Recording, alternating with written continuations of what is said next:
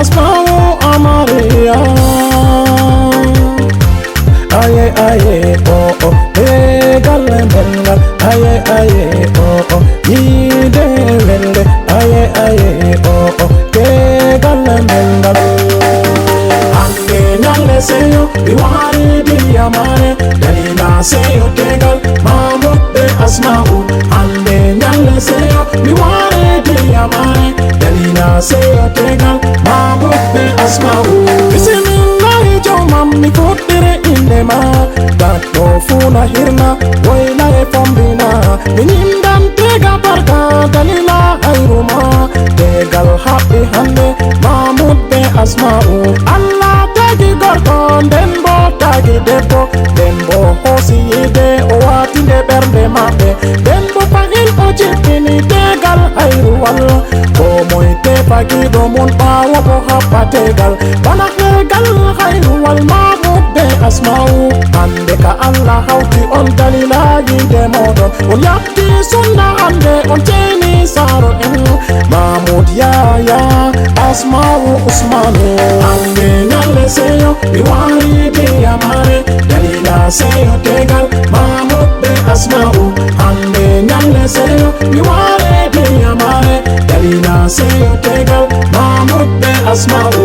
Mahmoud ya Asma'u Usmanu. Dokke sardige eba tegal mon woda. Asma'u famu botum awartia gorkoma. Kankon gidoma nanunu gorkoma.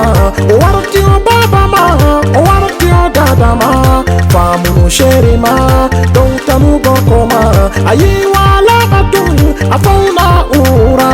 Darra jamada, destana bernde mako. Mahmoud ya enu depoma. Ainu dina mako, jogu mo bernde wore. Nanan mo kondei, faman mo kondei. Deutu mo hala belle, onlu mo jonde dunya. Amana paune mako, amanta depoma.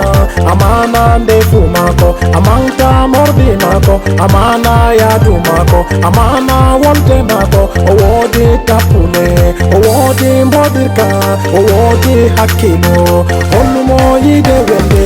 Ande nyalle seyo, biwari di amare. Dalila seyo tegal, Mahmoud be Asma'u. Ande nyalle seyo, biwari di amare. Dalila seyo tegal, Mahmoud be Asma'u. Mahmoud ya terke jo poturo. Boda hali jo teke jo baudo saku. Mahmoud ya sanu ba poturo. Allah ya rukude ma yeso bestu barka. Mahmoud ya gorko barkantejo. Mahmoud ya dunya fu yerdima. Mahmoud ya gorko laba bernde. Mahmoud ya anduro siyasa. Asma'u Usmanu sanu ba poturo.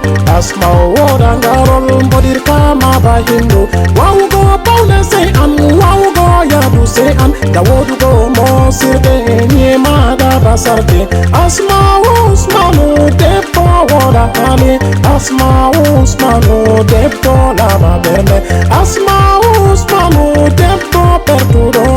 Asma'u Usmanu debbo bawdo sabu. Tegal modon bengal Allah bestu yide. Min fu mi sey hande Dalila sey.